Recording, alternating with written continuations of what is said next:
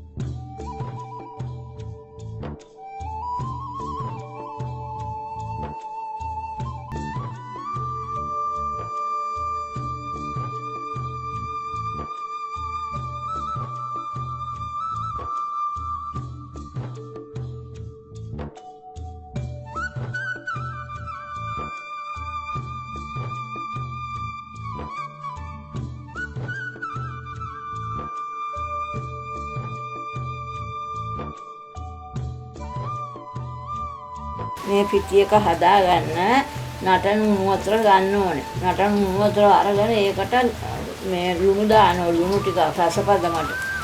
ඒ ලුණු දාලා තමයි ඒ පිටියකින් මේ වතුරකින් තමයි මේ පිටියක හදාගන්නේ.